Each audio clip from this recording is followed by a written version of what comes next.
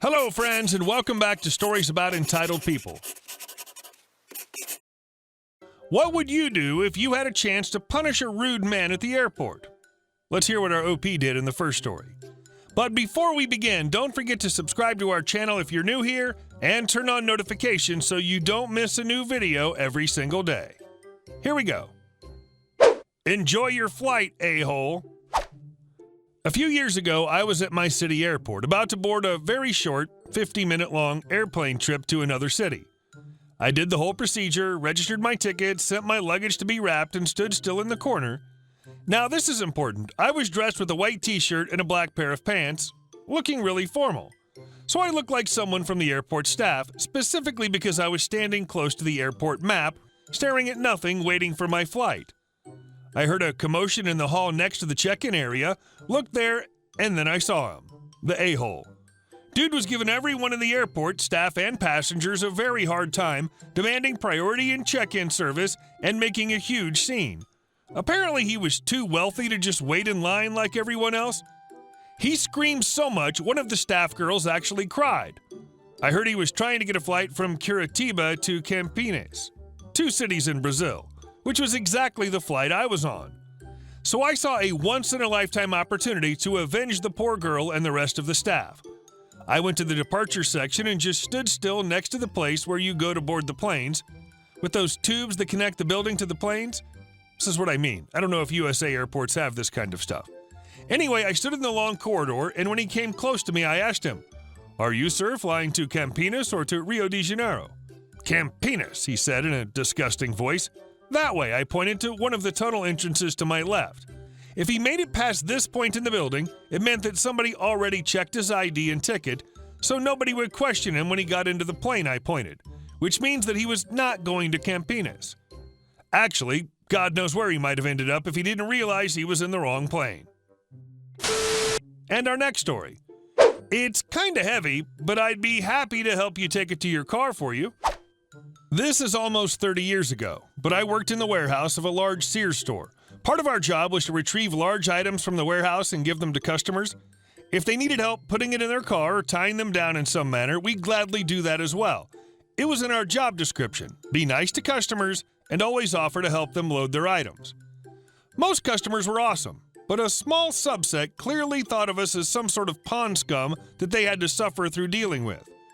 One such person came through one day with a ticket for an entertainment center, basically a piece of furniture to house his TV, stereo, etc.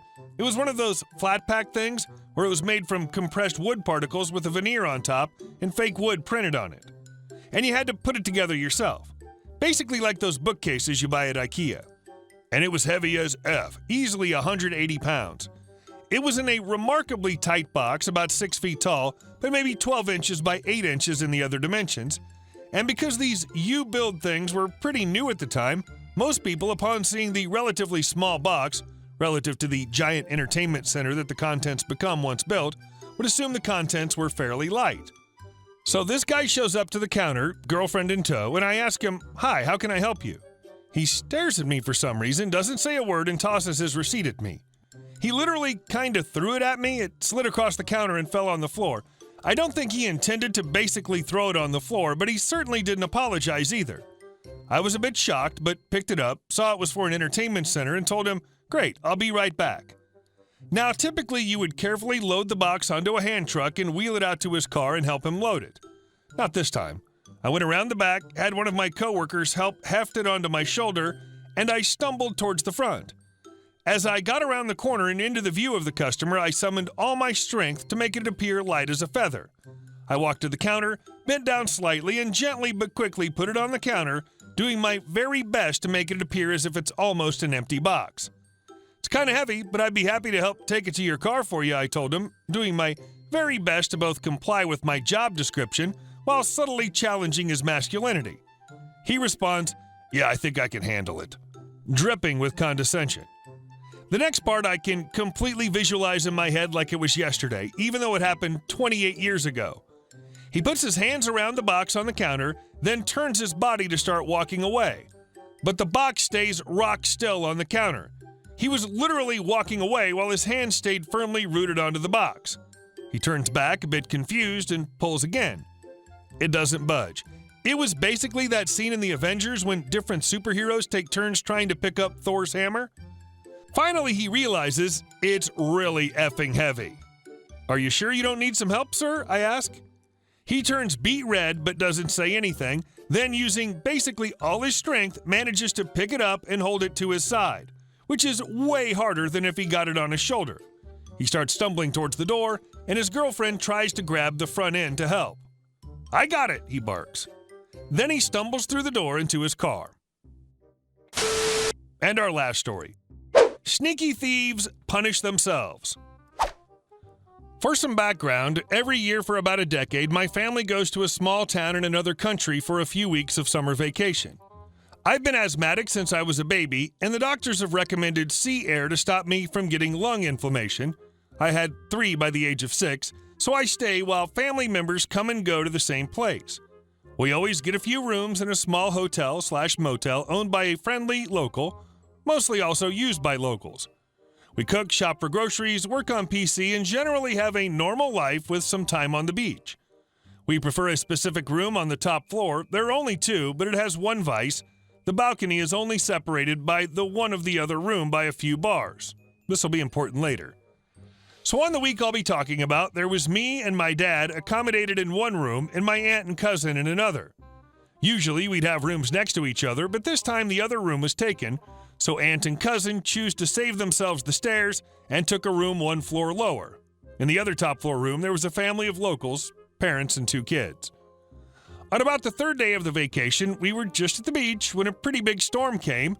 We ran back to the accommodation, dripping rainwater.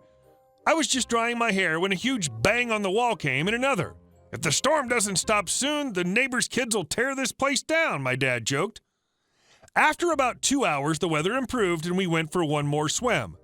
Then we got back to the room and my dad started cooking dinner, sending teenage me to buy some vegetables at the stall across the street. I grabbed the wallet from him and went to grab some tomatoes, but as I went to pay for them, I found out that the wallet was empty. The shopkeeper actually remembered me well, so he told me to pay for them the next day, but I was so red on the way back. I thought my dad had given me the wrong wallet. He travels for work a lot, so he keeps a few wallets for different currencies. Me: "Hey Dad, you gave me the wrong wallet. I had nothing to pay with." Dad: "OMG, really? But..." He started going through his stuff in his nightstand, evidently confused. After a few seconds, he found 2 more wallets, opened them. They were both empty of any cash. Dad: "I'm really sure I had a few hundred, one currency of very distant country here, and a couple dozen, another currency here." Finally, it dawns on both of us, we've been robbed. The first reaction my dad has is to go and ask my aunt to check her belongings. Luckily, it was just cash that disappeared. On the way, he stops at the room next to us. I'm watching through the open door to our room. After a few knocks, the neighbor's father opens. "Dad, I'm sorry to disturb you, but we just found out we've been robbed. Maybe you should check your things as well." Neighbor: No, we're fine." "We've only noticed after opening the wallet. I think you should check." No, we're fine. We were not here the whole day." The neighbor closed the door in his face hurriedly. Me and my dad exchanged looks. Dad: "Why did he tell me they were not here?" Me: "And we know they were, we heard them." Dad: "Yeah, we did." After confirming that my aunt and cousin are fine, my dad calls the owner of the place. The poor man comes to check on us and is evidently sorry, but there's nothing we can do at the moment. The total sum that disappeared was not too high, the cards were okay, and we didn't have much cash. The hundreds of other currencies were only about $10 if converted, so calling the police would just ruin a day or more of our vacation. The owner leaves, and I can see that my dad has gone from fuming — it was not much money, but theft is theft — to thoughtful.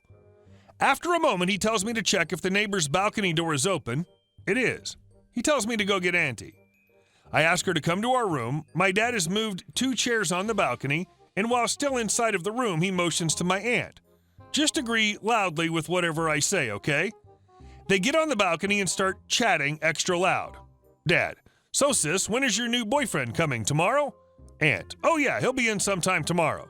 Dad: "Does he still work for the police?" Aunt: "Oh yes, he still does." I'm slowly realizing my dad's full plan and try my best not to giggle. Dad: "Great, I need a strong guy who knows the law to help me with something here."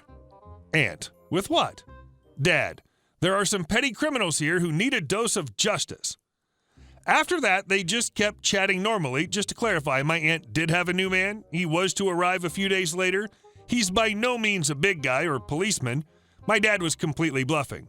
After they come back in, my dad just winks and says, "Now we wait."